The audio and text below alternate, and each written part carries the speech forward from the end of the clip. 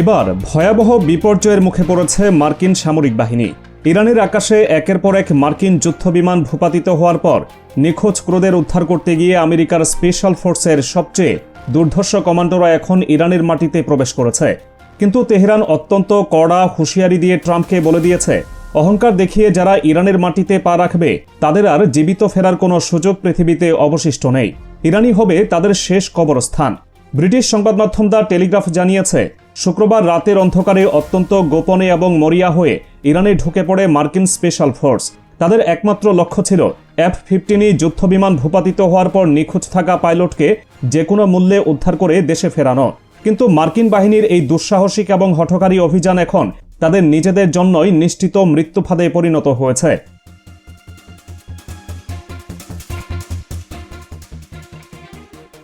গেল শুক্রবার ইরানের আকাশে একটি অত্যাধুনিক F-15 যুদ্ধবিমান ভূপাতিত করে ইরানের সামরিক বাহিনী।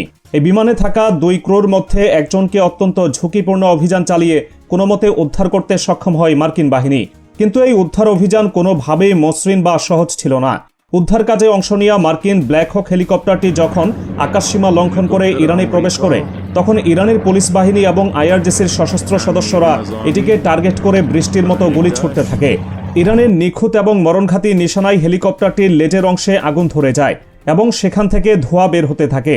মারাত্মকভাবে ক্ষতিগ্রস্ত হওয়ার পরও ধোঁয়া উড়াতে উড়াতে কোনোমতে হেলিকপ্টারটি নিরাপদ স্থানে পৌঁছাতে সক্ষম হলেও এতে বেশ কয়েকজন মার্কিন ক্রু মারাত্মকভাবে আহত হন।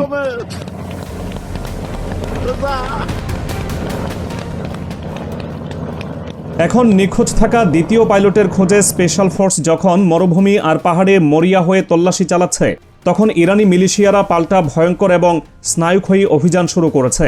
তারা পুরো এলাকা চারপাশ থেকে ঘিরে ফেলে মার্কিন স্পেশাল ফোর্সের সদস্যদের ধরতে রীতিমতো চিরুনি অভিযান চালাচ্ছে।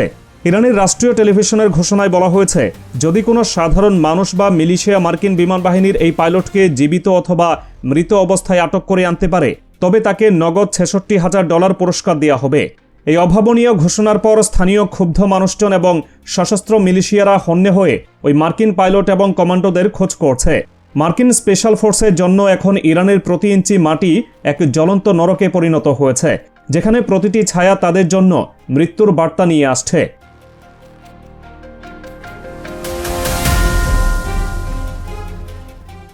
আমেরিকার পরাজয়ের এই করুণ এবং লজ্জাজনক চিত্র কেবল একটি বিমানে সীমাবদ্ধ ছিল না।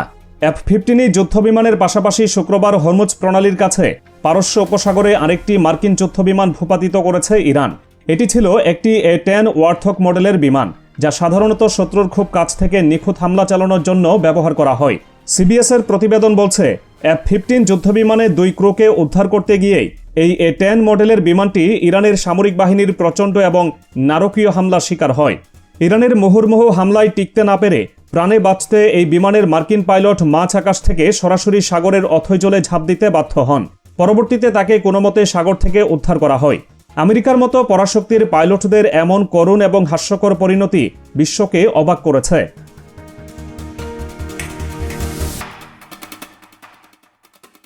ইরানের এই অভূতপূর্ব সাফল্যের পেছনের রহস্য উন্মোচন করেছেন দেশটির খাতামাল আম্বিয়া কেন্দ্রীয় সদর দপ্তরের মুখপাত্র ইব্রাহিম জুলফাগারি।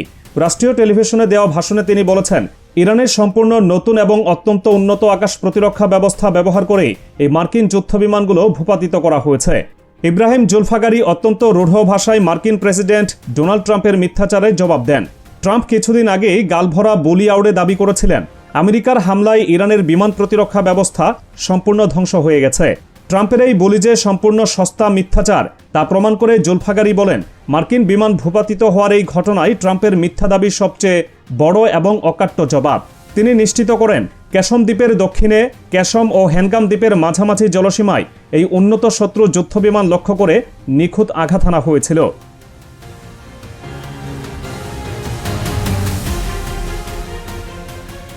শুক্রবার দিনটিকে মার্কিন এবং ইসরায়েলি বিমান বাহিনীর জন্য একটি চরম লজ্জাজনক কালো দিন হিসেবে আখ্যা দিয়েছে তেহরান। কারণ মাত্র 24 ঘন্টার ব্যবধানে ইরান অন্তত 2টি যুদ্ধবিমান, 3টি অত্যাধুনিক ড্রোন এবং 2টি ক্রুজ মিসাইল ভূপাতিত করে পশ্চিমা বিশ্বের সামরিক অহংকারকে চিরতরে মাটিতে মিশিয়ে দিয়েছে। শনিবার ইরানের ইসলামিক রেভলিউশনারি গার্ড IRGC-এর জনসংযোগ শাখা থেকে প্রকাশিত এক বিবৃতিতে এই নারকীয় ধ্বংসলীলার বিস্তারিত তুলে ধরা হয়। বিবৃতিতে বলা হয়, IRGC এর এরোস্পেস ডিফেন্স ফোর্স খোমেইন ও জানজান আকাশসীমায় দুটি ভয়ঙ্কর ক্রুজ ক্ষেপণাস্ত্র সফলভাবে শনাক্ত করে মাঝ আকাশেই ধ্বংস করে দিয়েছে। এছাড়া ইস্পাহানের আকাশে আমেরিকার সবচেয়ে বড় অহংকার MQ-9 অ্যাটাক ড্রোন দুটিকে অত্যন্ত অবলীলায় ভূপাতিত করা হয়েছে।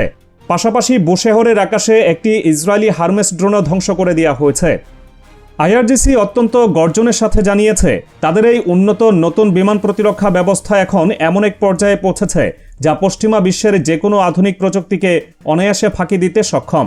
একই দিনে ইরানের সেনাবাহিনীর পক্ষ থেকেও জানানো হয়, তাদের নিজস্ব সমন্বিত বিমান প্রতিরক্ষা ব্যবস্থা হরমুজ প্রণালীর নিকটবর্তী দক্ষিণাঞ্চলীয় জলসীমায় মার্কিন A-10 ওয়ার্থক যুদ্ধ বিমানটি শনাক্ত করে এবং নিখুঁত আঘাতে পারস্য উপসাগরের পানিতে আছড়ে পড়ে। আমেরিকার বিলিয়ন ডলারের সামরিক সরঞ্জাম এখন ইরানের আকাশের নিচে স্রেফ সস্তা খেলনায় পরিণত হয়েছে।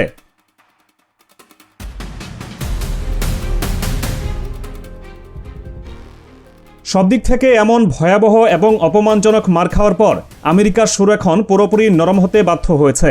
খোদ মার্কিন প্রেসিডেন্ট ডোনাল্ড ট্রাম্প স্বীকার করতে বাধ্য হয়েছেন যে রণাঙ্গনে তাদের একটি যুদ্ধবিমান খোয়া গেছে। এই পরাজয়ের কথা স্বীকার করার পাশাপাশি ট্রাম্প প্রশাসন এখন মরিয়া হয়ে চেষ্টা করছে কিভাবে এই যুদ্ধের রেশ কাটানো যায়। ট্রাম্প দাবি করেছেন, যুদ্ধবিমান হারানোর এই ঘটনা ভবিষ্যতের কোনো চুক্তিতে প্রভাব ফেলবে না।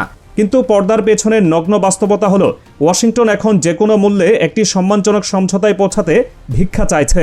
কারণ তারা খুব ভালোভাবে বুঝে গেছে, ইরানের সাথে সামরিক লড়াই দীর্ঘায়িত হলে তাদের সম্পূর্ণ সামরিক কাঠামো তছনছ হয়ে যাবে।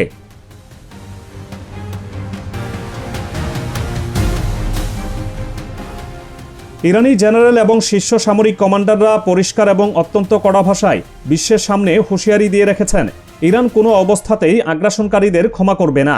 যারা গায়ের জোরে ইরানের ভূখণ্ডে পা রাখবে তাদের শেষ সজ্জা এখানেই রচিত হবে। মার্কিন স্পেশাল ফোর্সের যে কমান্ডোরা এখন ইরানের ভেতরে আটকে পড়ে নিখোঁজ পাইলটকে খুঁজছে, তাদের বেঁচে ফেরার কোনো গ্যারান্টি পেন্টাগনও দিতে পারছে না।